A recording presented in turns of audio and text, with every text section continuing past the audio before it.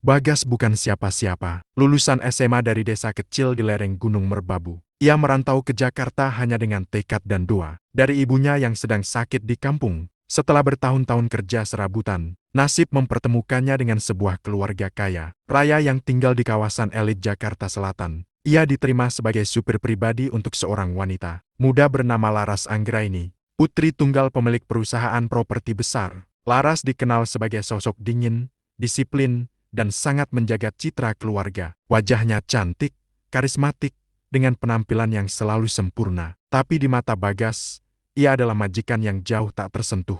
Meski hanya supir, Bagas dikenal rajin, jujur, dan sopan. Ia selalu tepat waktu menjemput Laras. Tak pernah bertanya lebih dari yang perlu. Dan tak pernah sekalipun melihat majikannya dengan tatapan tak sopan. Selama hampir 2 tahun ia bekerja, hubungannya dengan Laras tetap profesional, kaku, dan hanya seputar pekerjaan. Namun di balik dinginnya sikap sang majikan, Bagas pernah melihat sekilas sisi manusiawinya. Laras sering kali menangis diam-diam di dalam mobil saat malam. Setelah rapat atau acara keluarga, Bagas pura-pura tak melihat, tapi ia ingat baik wajah Laras yang terlihat rapuh. Jauh dari sosok wanita kuat yang biasa tampil di depan umum. Suatu malam, Bagas diminta menjemput Laras dari sebuah hotel mewah. Tapi ia dikejutkan saat melihat Laras keluar dari lobi dengan wajah panik dan langkah tergesa. Di tangannya, ada map kecil dan tas jinjing, matanya sembab. "Mas Bagas, antar saya pulang, tapi jangan lewat gerbang utama," ucap Laras cepat, sambil masuk ke mobil. Di sepanjang perjalanan, suasana sunyi. Tapi Bagas bisa merasakan aura tegang dan ketakutan dari Laras. Tak ada sapaan seperti biasa. Hanya desahan napas berat dan sorot mata kosong yang menatap jalanan. Malam itu, Bagas mulai menyadari ada sesuatu yang besar sedang disembunyikan majikannya. Tapi apa? Ia belum tahu. Dan ia belum sadar bahwa dirinya akan segera terlibat dalam aib besar keluarga itu. Dengan taruhan masa depan, cinta, dan harga dirinya sendiri. Sejak malam misterius di hotel itu, sikap Laras berubah. Ia semakin tertutup, sering melamun di dalam mobil, dan kerap meminta Bagas untuk membawanya ke tempat-tempat tak biasa, klinik kecil di pinggiran kota, apotik yang jauh dari pemukiman, atau rumah makan sederhana di gang sempit. Bagi Bagas, itu sangat tak lazim untuk wanita sekelas Laras. Namun sebagai supir, ia hanya diam, setia di balik kemudi, menjaga privasi majikannya, seperti biasa. Tapi rasa penasaran dalam hatinya tumbuh. Terlebih saat ia melihat Laras muntah di dalam mobil pagi itu. "Maaf, Mas Bagas, ucap Laras dengan wajah pucat sambil buru-buru membuka kaca jendela. Bagas refleks berhenti di bahu jalan. Ia cepat-cepat mengambil tisu dan botol air mineral di dashboard. "Gak apa-apa, Bu. Saya antar ke klinik aja, ya." Laras menggeleng cepat. "Gak usah, bawa aku pulang aja." Lewat jalan belakang. Hari-hari berikutnya, kondisi Laras makin sering lemas. Sesekali ia memegangi perutnya, dan Bagas pun mulai menyimpulkan sesuatu hal yang tak berani ia ucapkan. Tapi semuanya menjadi jelas ketika ia diminta menjemput Laras dari sebuah rumah bidan. Dari balik kaca jendela mobil, Bagas melihat Laras keluar dari klinik kecil itu sambil memegang amplop berisi hasil USG. Saat masuk ke dalam mobil, Laras tak berkata apa-apa. Ia hanya memejamkan mata, menyandarkan kepala ke jok, dan menahan isak tangis. Di pangkuannya, amplop putih itu terbuka, memperlihatkan secarik foto hitam putih kecil gambar janin dalam kandungan. Bagas menunduk dalam-dalam,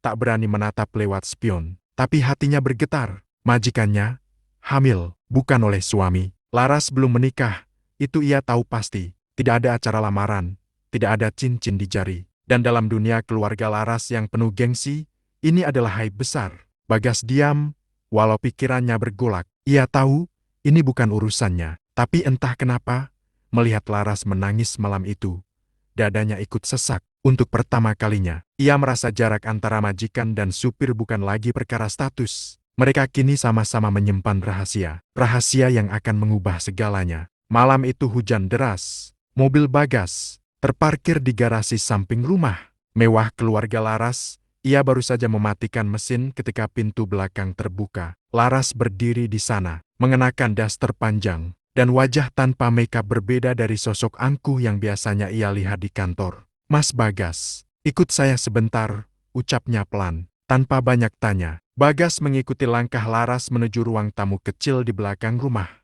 Ruangan itu sunyi, hanya terdengar suara hujan membasahi genting. Di sana, Laras duduk dengan kedua tangan gemetar. memegang secangkir teh yang tak disentuh. Aku butuh bantuanmu, Mas Bagas, katanya. Matanya menatap lurus namun penuh rasa takut. Bagas diam, menunggu kelanjutannya. Aku hamil, dan ayah dari bayi ini sudah meninggalkanku. Dia pengecut, dia takut pada keluarganya, pada publik. Aku tidak bisa membiarkan orang tua tahu aku hamil tanpa suami. Bagas menunduk. Saya ikut prihatin, Bu. Aku ingin kamu menikahiku secara siri. Hanya di atas kertas, ucap Laras cepat, nadanya tajam tapi bergetar. Aku akan membayar. Aku tahu kamu butuh uang. Kamu bisa tetap kerja seperti biasa. Aku hanya perlu status. Bagas menatapnya dengan mata membelalak. Dunia seperti berhenti sejenak. Bu, saya ini cuma supir. Suaranya pelan. Kenapa saya? Karena kamu yang paling bisa dipercaya, dan kamu tidak akan menuntut macam-macam. Aku tahu itu. Bagas terdiam. Hatinya remuk. Ia bukan lelaki gila harta, tapi ia tahu keadaan ibunya yang makin sakit di kampung, dan adiknya butuh biaya sekolah. Tawaran itu menghinakannya sebagai pria, tapi juga menggoda karena kebutuhan. Ia tak mencintai Laras, tapi ia juga tak tega melihatnya hancur. Kalau saya setuju, apakah keluarga ibu akan tahu? Tanya Bagas. Tidak, ini hanya untukku, untuk menjaga namaku. Kamu tetap jadi supir, tapi secara hukum, kamu suamiku. Dan malam itu, di antara suara hujan yang makin deras, Bagas tak menjawab apapun. Tapi dalam hati, ia tahu keputusannya malam ini akan mengubur harga dirinya, dan membuka pintu ke kehidupan baru yang gelap dan tak terduga. Pagi itu, langit Jakarta kelabu. Di sebuah rumah ustaz sederhana di pinggiran kota, berlangsung sebuah pernikahan yang bahkan tak layak disebut sebagai pesta. Tak ada dekorasi, tak ada tamu undangan, tak ada senyuman bahagia. Hanya ada dua orang saksi yang tak mengenal mereka, seorang penghulu, dan dua hati yang sama-sama kosong. Bagas mengenakan kemeja putih lusuh dan celana panjang hitam pinjaman.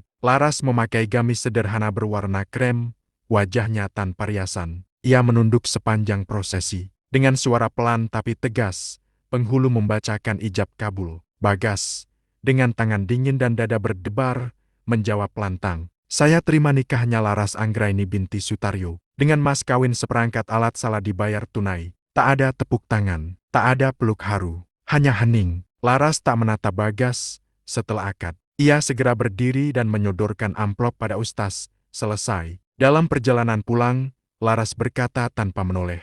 Jangan pernah menyebut hal ini di rumah. Kamu tetap supir, seperti biasa. Kita tidak tinggal serumah, tidak tidur sekamar, dan tidak ada hubungan suami istri. Paham? Bagas hanya mengangguk. Kata-kata itu menyayat, tapi ia sudah siap sejak menerima perjanjian ini. Peran sebagai suami palsu hanyalah formalitas, status tanpa makna. Tapi entah kenapa, di dalam hatinya yang paling dalam, ada luka kecil yang tak bisa dijelaskan. Sesampainya di rumah, Bagas turun di garasi, kembali ke kamar kecil miliknya di belakang rumah. Sementara Laras masuk lewat pintu utama, disambut pembantu rumah tangga, dan sekretaris yang tidak tahu apapun soal yang baru saja terjadi. Di hari itu, Bagas resmi menjadi suami siri seorang wanita kaya. Tapi di mata dunia, ia tetap supir.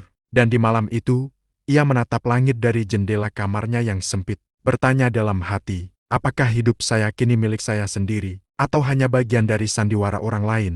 Hari-hari berlalu setelah pernikahan siri itu. Tak ada yang berubah secara kasat mata. Bagas tetap duduk di balik kemudi, mengantar Laras ke kantor, rapat, dan pertemuan keluarga. Laras tetap memperlakukannya sebagai supir biasa, tanpa pernah menyebut kata suami. Namun di balik rutinitas itu, ada yang perlahan bergeser. Laras kini sering diam, wajahnya lebih murung dari biasanya. Apalagi setelah kehamilannya mulai menunjukkan perubahan fisik. Ia mulai sering muntah di dalam mobil, minta berhenti mendadak, atau hanya terisak pelan sambil menatap keluar jendela. Bagas, tanpa kata, selalu sedia menyodorkan tisu, air hangat, atau sekadar berhenti di tempat sepi sampai Laras tenang. Ia tak pernah bertanya, tak pernah mengeluh.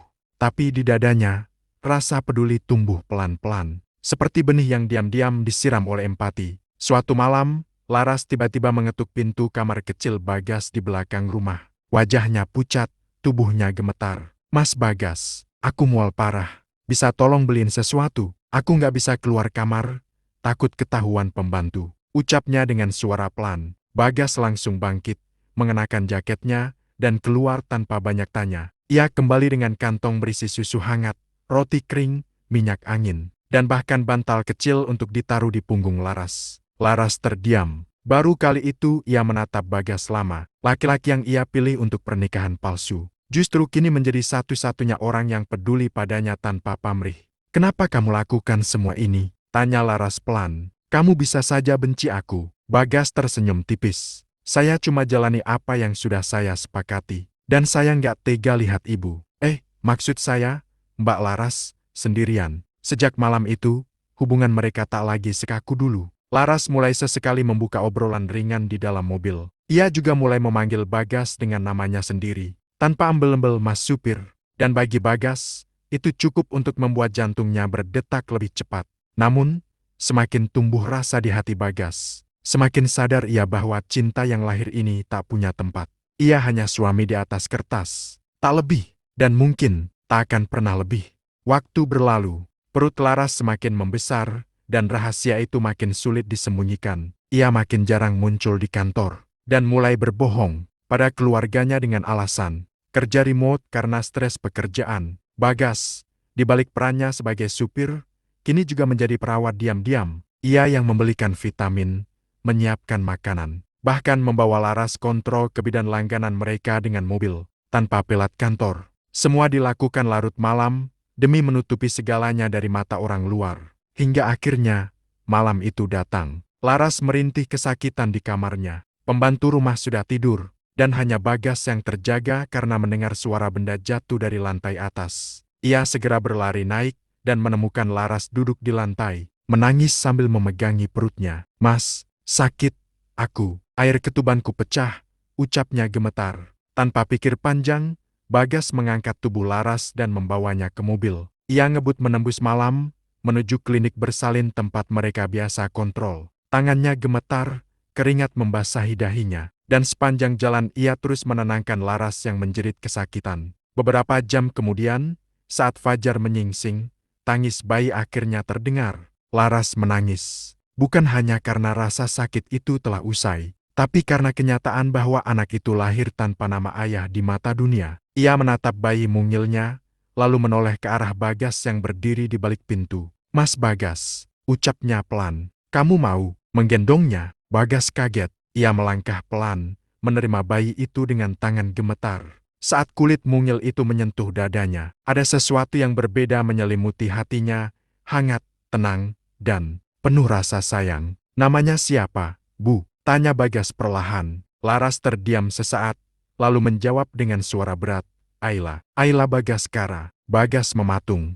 Laras menunduk, wajahnya mulai basah. Aku tahu ini tidak adil untukmu, tapi kamu satu-satunya orang yang tetap ada saat semua pergi. Dan entah kenapa, aku percaya kamu akan jadi sosok ayah yang lebih baik daripada siapapun." Sejak hari itu, meski status mereka tetap tersembunyi, hubungan antara Bagas, Laras, dan bayi kecil itu berubah. Bagas bukan lagi hanya supir. Ia mulai dipanggil saat bayi menangis tengah malam. Ia mengganti popok, menimang, dan menenangkan Ayla saat Laras kelelahan. Namun, cinta yang tumbuh dalam diam tetap tak diucapkan, karena sampai saat itu, Laras belum tahu apakah perasaan di hatinya benar-benar cinta, atau hanya rasa terima kasih yang terlalu dalam. Dan Bagas, ia tahu posisinya. Ia hanya suami dalam senyap, ayah dalam bayangan, dan cinta dalam diam yang menyesakan. 3 bulan setelah kelahiran Ayla, suasana rumah besar keluarga Laras perlahan mulai berubah.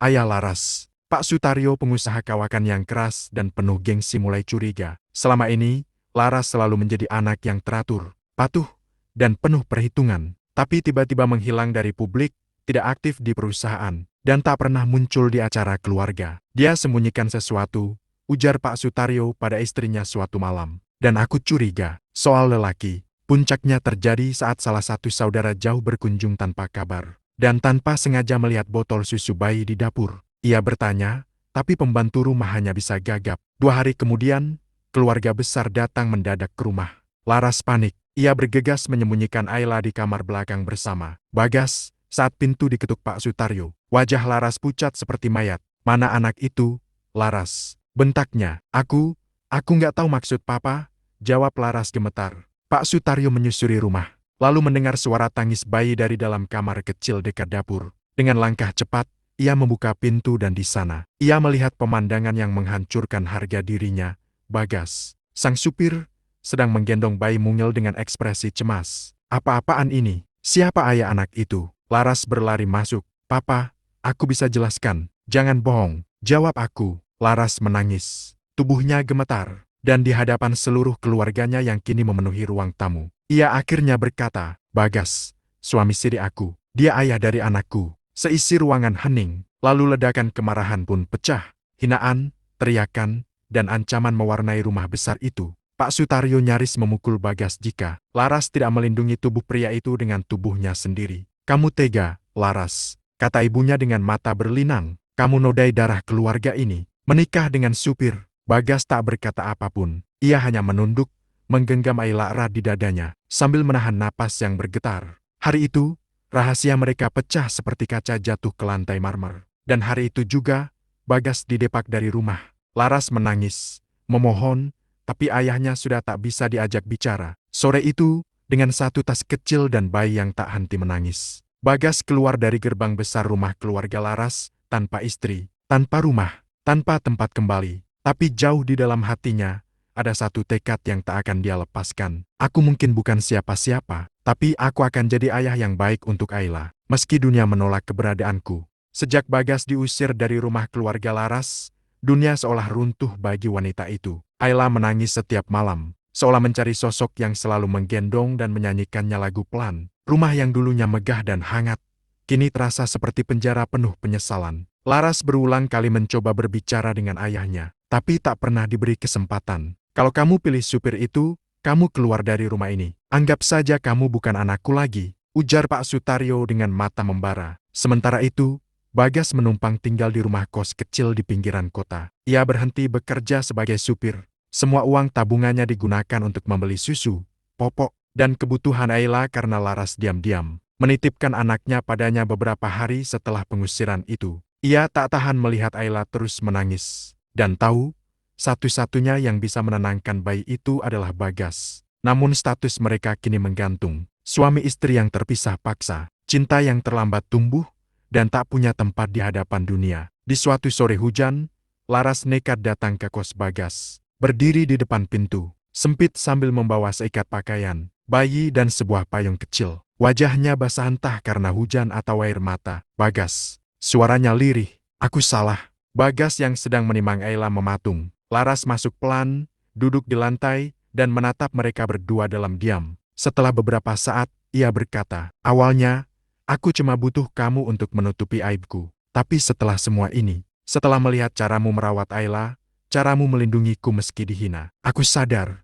Laras menatap mata Bagas dalam-dalam. Aku sayang kamu, bukan karena kamu menyelamatkanku, tapi karena kamu tulus saat semua orang cuma peduli pada gengsi. Bagas tercekat. Ia ingin percaya, tapi rasa sakit karena perlakuan keluarga Laras masih membekas. Kamu yakin? Aku tetap hanya seorang supir. Dunia nggak akan pernah anggap kita setara. Aku nggak peduli dunia, jawab Laras. Aku cuma peduli anak kita. Dan kamu. Sejak malam itu, cinta mereka tak lagi disembunyikan. Namun hidup tak semudah itu. Laras memutuskan keluar dari rumah mewahnya, meninggalkan nama besar keluarganya. Ia pindah ke rumah kecil bersama Bagas dan Ayla dari seorang wanita kelas atas, yang biasa hidup dengan pelayan dan sopir. Kini ia belajar mencuci baju sendiri, menyuapi anak di ruang sempit, dan tertawa di atas tikar rotan. Dunia mencibir, media gosip mulai mengendus kabar. Mantan teman kantor menyindir di sosial media, tapi Laras tetap bertahan, karena cinta yang sejati tak selalu diakui dunia, tapi cukup diakui oleh hati. Hidup sederhana di rumah kecil itu justru membawa kebahagiaan baru bagi Bagas. Setiap pagi ia menyiapkan sarapan sederhana untuk Laras. Ia menggendong Ayla sambil menyapu halaman, tertawa dengan Laras saat bayi mereka mulai belajar tertawa. Namun kebahagiaan itu tidak berlangsung lama. Suatu sore, seorang pria berjas rapi datang ke depan rumah kontrakan mereka. Ia mengenalkan diri sebagai pengacara keluarga Pak Sutaryo. Dengan nada datar, ia menyampaikan pesan yang mengejutkan. Tuan Sutaryo bersedia menerima Nona Laras dan cucunya kembali. Dengan syarat, dia harus menceraikan Anda. Bagas membeku. Pengacara itu meletakkan map coklat di meja kecil ruang tamu. Di dalamnya ada surat perjanjian nahu rumah, mobil, uang tunai, dan masa depan Ayla yang dijamin jika Laras setuju menghapus Bagas dari hidup mereka. Laras pulang tak lama kemudian. Ia langsung tahu apa yang terjadi begitu melihat map di atas meja. Aku sudah tahu papa akan coba begini, ucapnya lirih. Bagas menatap wajah istrinya. Dalam hatinya, perasaan bercampur, marah, sedih, dan ragu. Kalau kamu terima semua itu, kamu dan Ayla hidup enak. Aku cuma beban. Laras menatap Bagas. Matanya berkaca-kaca. Kamu bukan beban. Kamu rumahku. Hidup enak tanpa kamu. Bukan hidup. Tapi malam itu Bagas tidak tidur. Ia duduk memandangi Ayla yang lelap di pelukannya. Di dalam pikirannya, perang berkecamuk. Ia ingin Laras dan anaknya hidup nyaman. Ia tahu Laras menderita jauh dari kenyamanan yang dulu ia miliki. Dan ia sadar, satu-satunya penghalang Laras kembali ke keluarganya adalah dia sendiri. Pagi harinya, Bagas menulis sepucuk surat. Ia pergi, meninggalkan rumah itu, dan menitipkan Ayla kepada Laras untuk sementara waktu. Dalam suratnya tertulis, "Kalau mencintaiku berarti kamu harus menderita, maka biarkan aku pergi. Aku bukan laki-laki hebat, tapi aku cukup waras untuk tahu kapan harus mundur agar orang yang kucintai bisa bahagia." 3 hari Bagas menghilang, tapi di hari keempat, Laras menemukan dia di pelataran masjid tempat mereka dulu menikah. Duduk sendirian, wajahnya lusuh tapi damai. "Aku nggak butuh dunia, Bagas," kata Laras sambil menahan air mata. "Aku cuma butuh kamu." Bagas tak menjawab. Tapi kali ini, ia berdiri dan menggenggam tangan Laras erat lebih erat dari sebelumnya. Ia tahu, keputusan terbesarnya bukan soal pergi atau bertahan, tapi soal memilih untuk melawan dunia. Demi 2 hal yang kini paling berarti dalam hidupnya, cinta dan keluarga.